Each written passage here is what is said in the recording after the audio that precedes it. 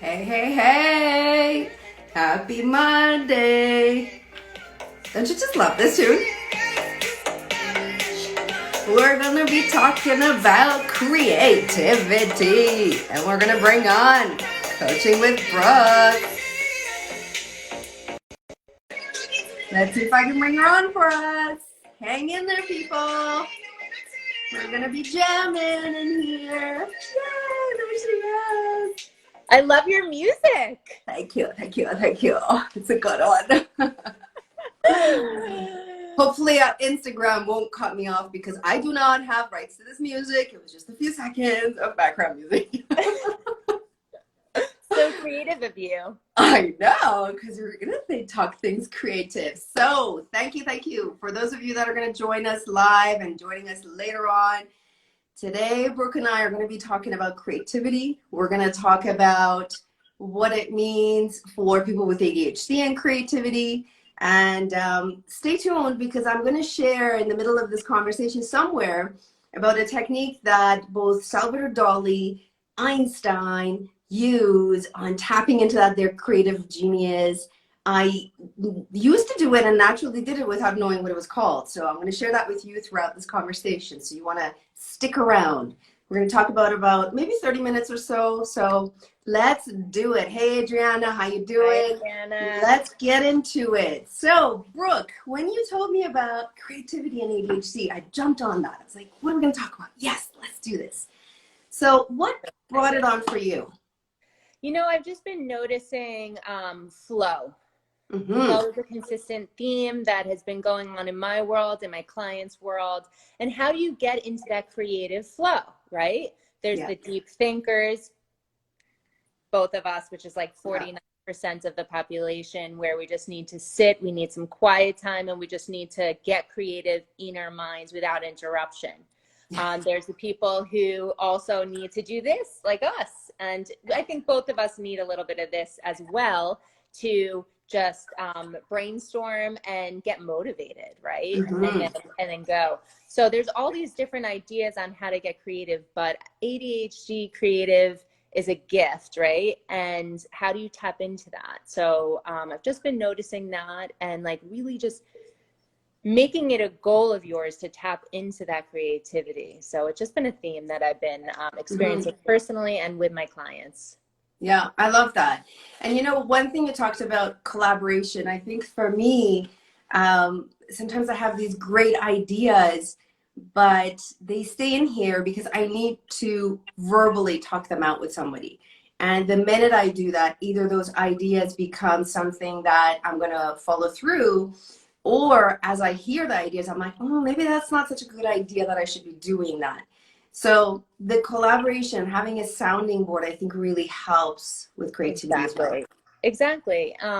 And like you said, with the talking through, you know, having people ask you those questions to figure out like what your end goal is with your creativity is huge. And for me also, another big thing is like writing down what I have going on too. Like, do I even have the time to spend on another creative idea when my previous ideas are not finished yet? Like, do I want to give up my previous ideas, or do I want to complete them before starting another creative idea so I have energy to give to all of them? Mm-hmm. That's a good one, because that whole guilt of unfinished projects. Oh, here you go again. You're starting another thing and you're not going to finish. You know, not only do we hear it from family and friends, we also live with that guilt ourselves. And I think one way that I've been able to work through that, and you know, in the last couple of years, I've come to terms with it, is because of our impulsivity, because of our high curiosity to what's around us. Yeah, we will go after shiny new things. We will look for, ooh, that looks really good. And we'll chase it for a bit. And once we get into it, I find is, you know, the curiosity wears off. Oh my God, this takes this long to do, but it looked really good at the end. So then, you know, we abandon the idea. But that doesn't mean, and I would love to everyone give themselves that permission that it's okay, at least you tried. And you tried it, it wasn't interesting, it's not what it all made out to be, and you let go. Exactly. Exactly.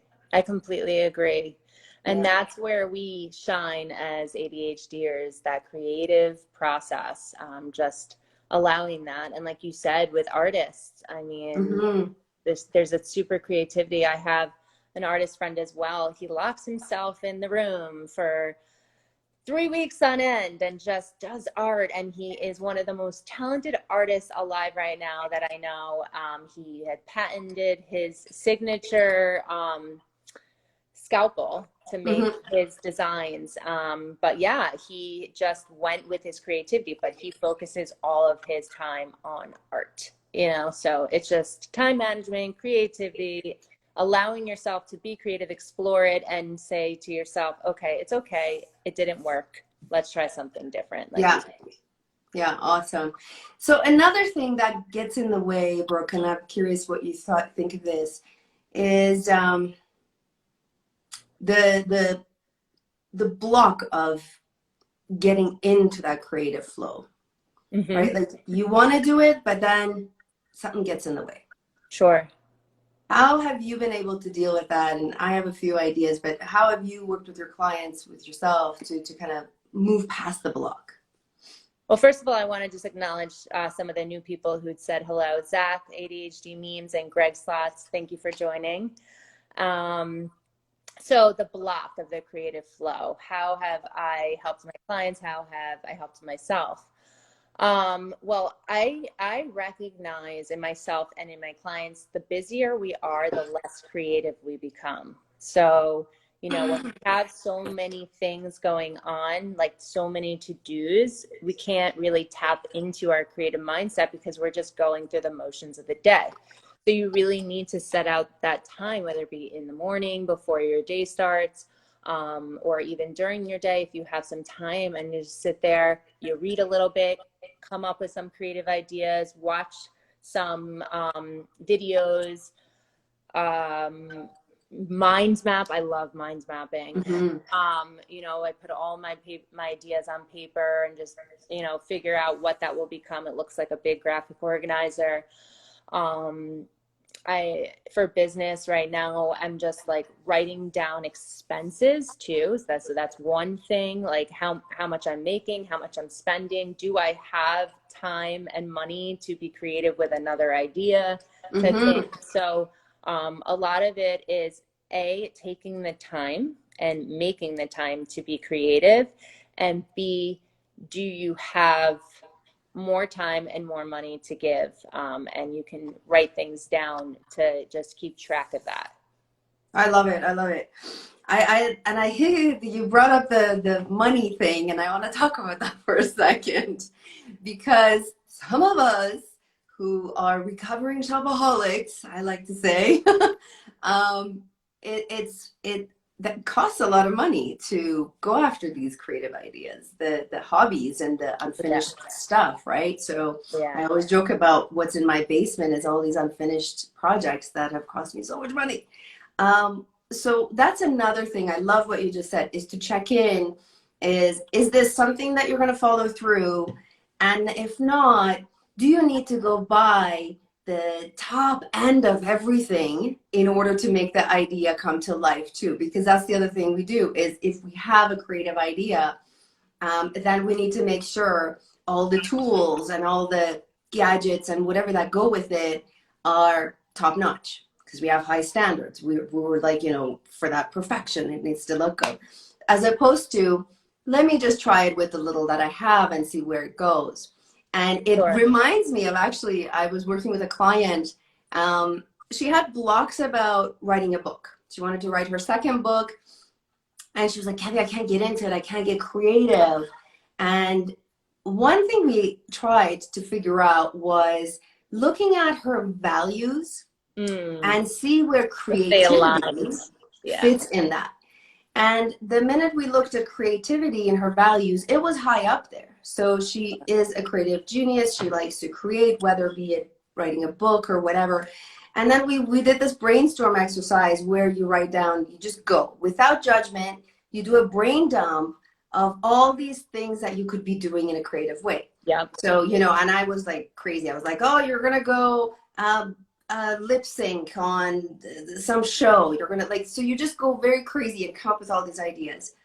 And then you review and condense to the ones that you want to do. Because one of the other things you want to do is get your brain going from that logical side and trying to rationalize everything to the creative side so you can get ideas and let go of judgment, right? And then the exercise finally came down to she's going to do finger painting. That's what she's going to do. Just finger painting, some Walmart paint, like, you know, like kids finger painting. She started doing finger painting and it's turned into, she does art now that she's selling. So, you know, we went after looking at writing her second book to finger painting that turned into something else, that turned into something else. Wow. But the point also was that we didn't go big. She didn't need to go buy the fancy paint. Just bought cheap paint from Walmart, like the kids section. And then from there she evolved, right? You know what, Kathy, which I think is huge on what you just explained. And I'm sorry to cut you off, but That's okay. just reading in the Harvard Business Review, they come out with the monthly journals about. God, I just got a call. I don't know what happened. Am I still here? Yeah, you're still there. Sorry. That's okay.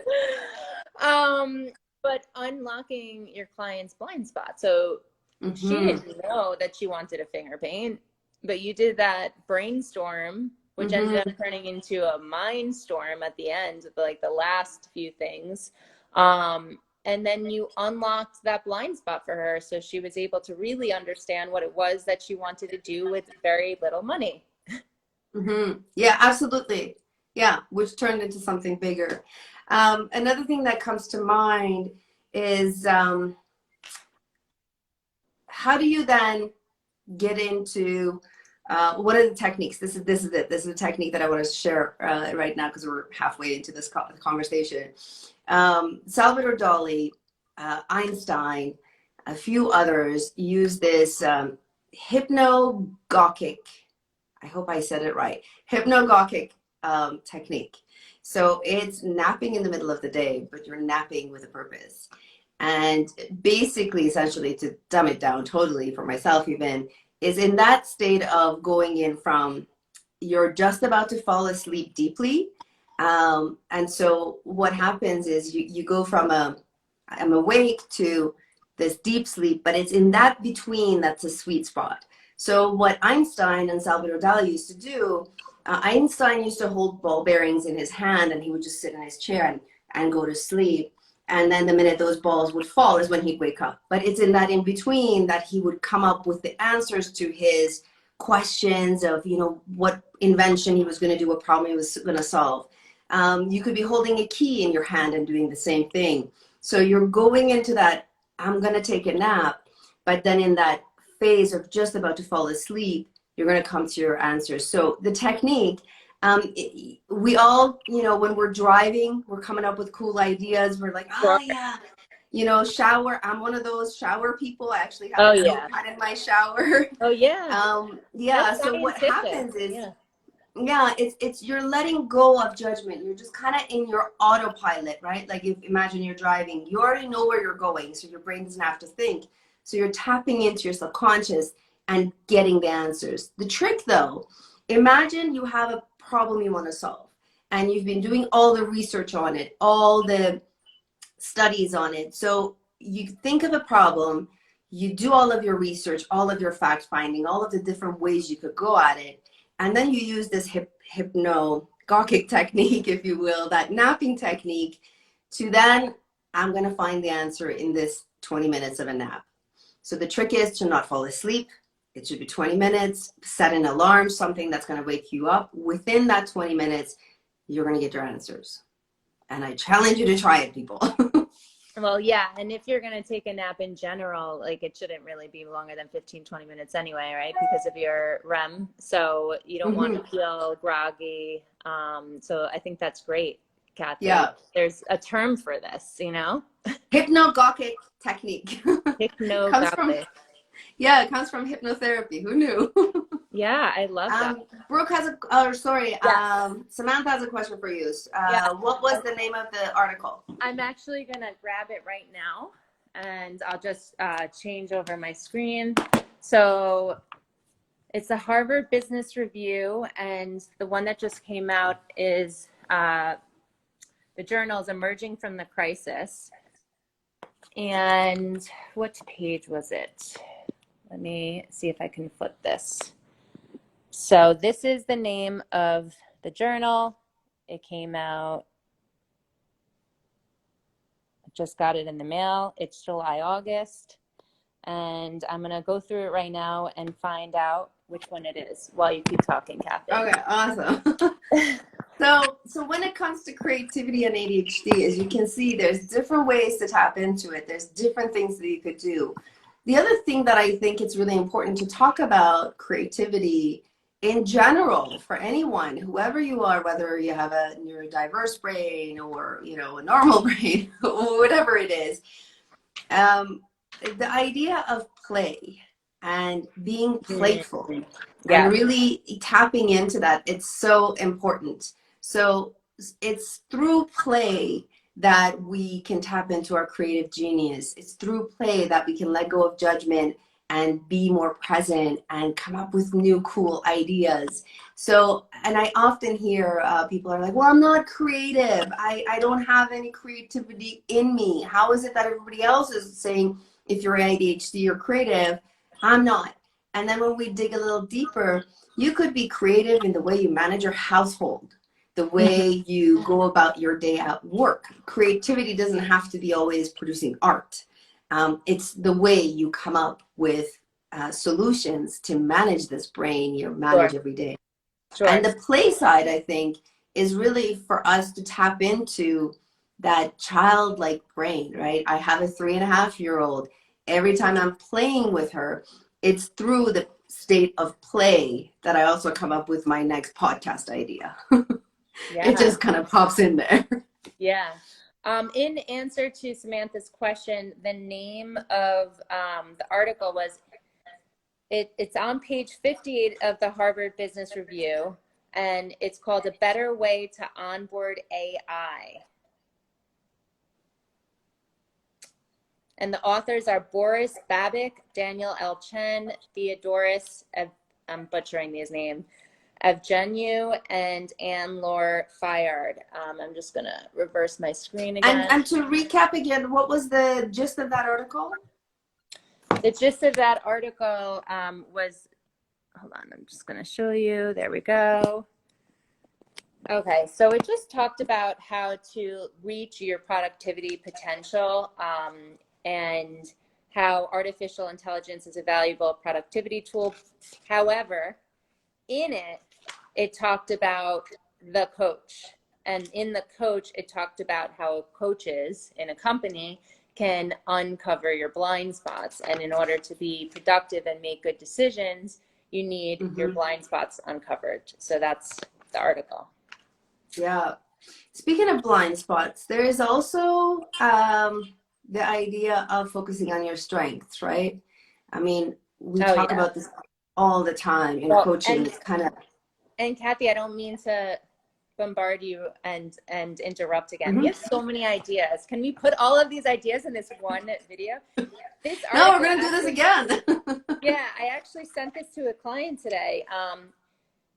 Strengths. If you say to a client, what are your strengths? It is the hardest thing to answer, right? So this article actually in the coach section talks about unlocking your strengths. So it says in the Harvard Business Review article, Managing Oneself from Peter Drucker. If you don't have that book, you should get it. It's a small little book. It's amazing.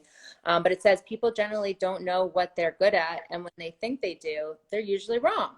So it takes a whole lot of discovery in your strengths to figure out, you know, what it is that you're actually strong in, and you have to set goals, and there's this 9-month process and see if you actually achieve them and what your strengths were in that. So there's a lot of discovery in that, like you said. Yeah. So one of the ways is, and I'll put this in notes in caption when I put this up live. Via Character Strengths is a website where you can go and answer a few questions, and then it'll kind of give you back what your strengths are. So the minute you combine your strengths with your values, then it just, I mean, this is a bigger picture than creativity. It kind of puts it all together for you so you can see, oh, these are the things I'm good at. These are the things that I want to focus on, right? And with coaching and what we do with our clients is not only going deep and discovering what their strengths are, but then constantly helping them, remind them of their strengths. Because as ADDers, we forget. We totally forget what we're good at, what we are capable, because we're just so like, boom, boom, do this, do this, do this, on to the next thing, on to the next thing. Those times, and everybody does this actually, the times where you want to really celebrate, we don't, because we're like, oh, we got this done, now let's move to the next thing. No, if it took you a few months to finish a creative project, that's worth celebrating, like huge, because you actually finished the project. It took me 10 years, and I wish I had the cross stitch. I do cross stitching, yes. Such a grandma. But the cross stitch that I did, it took me 10 years to do, because it's like one little square at a time. And then finally, once I did it, I just put it away. And now as I'm saying this, now I'm going to hold myself accountable. I need to frame that thing. It took me 10 years to do. Wow. Right? But we just move on to the next thing.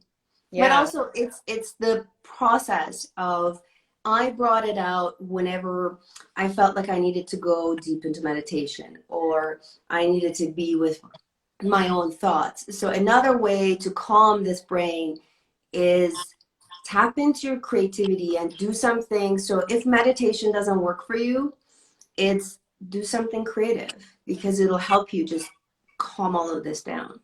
Exactly. And meditation doesn't have to look like this. It could be doing art, journaling, it could be going for a walk, it could be your exercise. There's so many different things that meditation, it could be losing focus and just like staring at a wall. Make sure no one goes like this to you to unfocus you, because that's where, like you were saying, you can get creative. The shower, where it hits your head and you get all those creative thoughts going. The nap, like you mentioned. Yeah, so true. But I like what you said about the strengths, because in Peter Drucker's book, keep going back to Harvard Business Review, he talks about how successful people build on their strengths, because if you build on your strengths, you can become excellent. If you build on your weaknesses, you can become mediocre. Oh, I love that. Yeah. Love that. Yeah. So, yeah, that's awesome. Where do we what go else do we want here? to talk about? Sorry? Where do we go from here? Well, I think where we go from here is, I think this was a good conversation for now, a little teaser to what's to come next. And for those of you that are stuck around, we hope that you found a few pieces of nuggets and you're going to do something creative and it inspired you. And like we said, it doesn't have to be hard. It doesn't have to be complicated. It could be anything. But it's through creativity that you calm the storm inside, up here in your heart. It's through sitting down and just be, man. Just be present. Just do something fun. Do gardening. That's creativity. You know, paint those, oh, I don't have it here, but I have like these coloring books that I sit there with my daughter. She's coloring and I'm coloring. Just so that you get into that momentum of just letting things go, letting things flow, and new ideas will come to you. So we appreciate this time you've had with us. We will do this again. And until next time, keep on shining. We're going to upload this into our Instagram accounts. I am Proudly ADHD at Coach Kathy. And Coaching with Brooke. And Brooke. Awesome. Thank you, Brooke. Thank you, Kathy. Have a great day. Thank you.